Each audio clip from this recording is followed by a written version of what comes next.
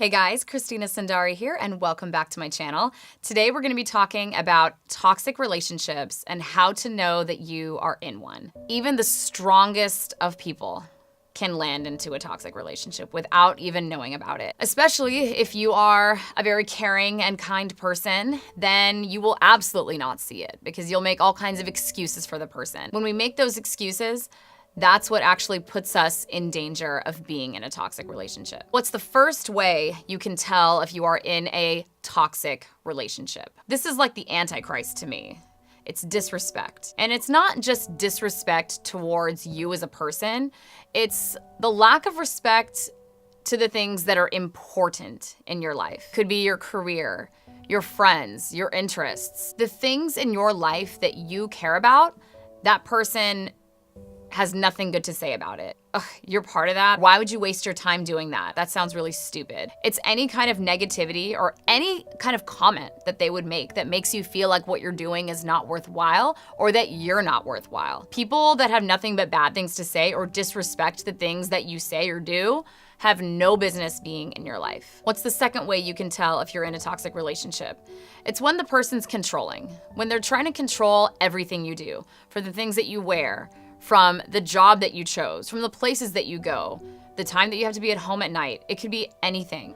That's not right. The third sign to know if you're in a toxic relationship is when the person is victimizing themselves. They behave a certain way because you caused them to become a certain way. No matter what you do, or even if you didn't do anything, this person is going to find a way to blame you for something to make them look like they were just innocently sitting there and did nothing. What's the fourth sign to know that you're in a toxic relationship?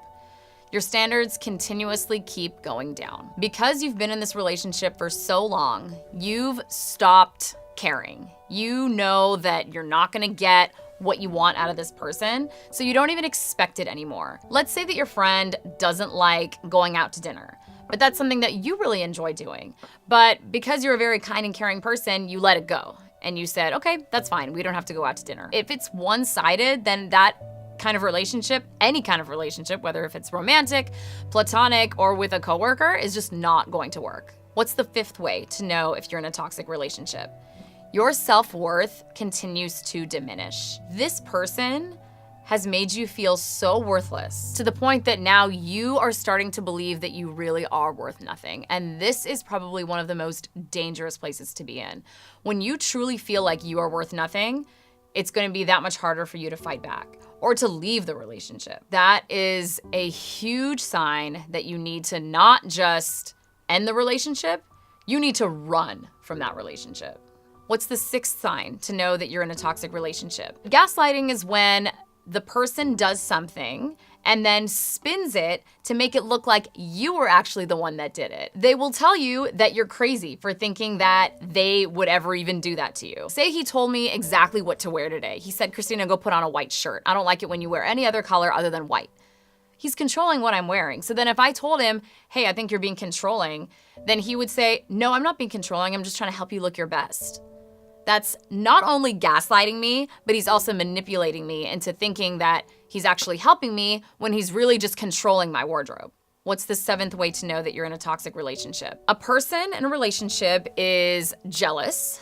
It usually means that they have their own insecurities. And so that's why they are projecting this jealousy out onto you. And they will be jealous regardless if you have given them a reason or not. And they are very particular about who your friends are. They want to isolate you from everybody. They want to isolate you from your friends. They want to isolate you from your family, from your significant other, depending on who this toxic person is.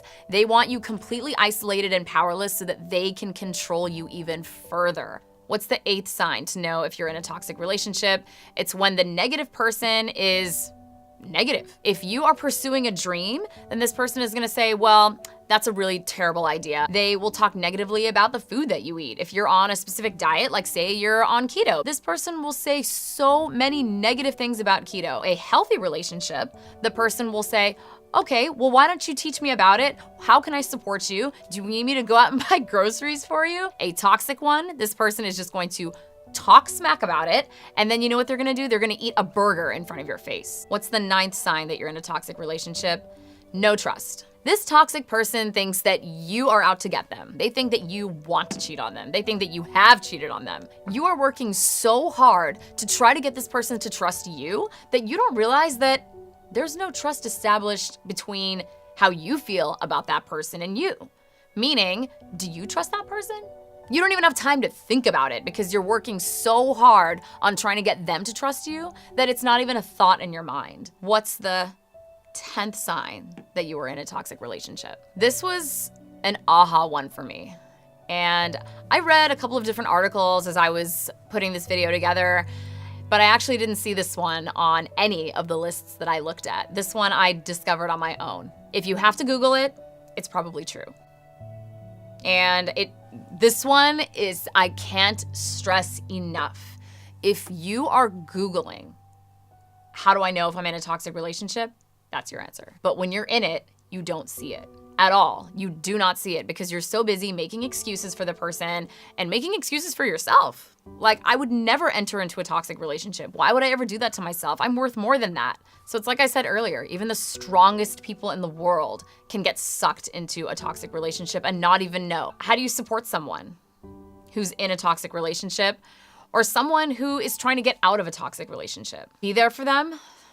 Let them know that you are there for them no matter what, and hope that they will come to their senses and come to you when the time is right. The problem is that this doesn't always happen for people. But the only way for someone, a victim, to get out of a toxic relationship is for them to walk on their own. It's important to give them the tools and the resources, let them know what's available, and hope that they will take the best steps that they can for themselves and will walk on their own. I'm sure you're wondering, is there a way to correct toxic behavior in a relationship? There is, but the only way is if the toxic person wants to make those changes on their own, and that rarely happens. If it does, however, then you should absolutely support that person in every way possible. This person has to truly want to make that change on their own, and they have to be willing to prove it. They need to be doing the work. They need to do the homework. They need to be the proactive one. They can't say, oh, I want you to help me. Please sign me up for this, or please sign us up for this, or you should do this, you should do that. That's them manipulating again.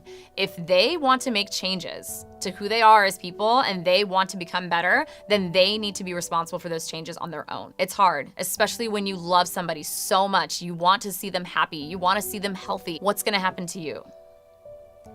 You need to take care of yourself first. You come first, always. You are worth so much more than that.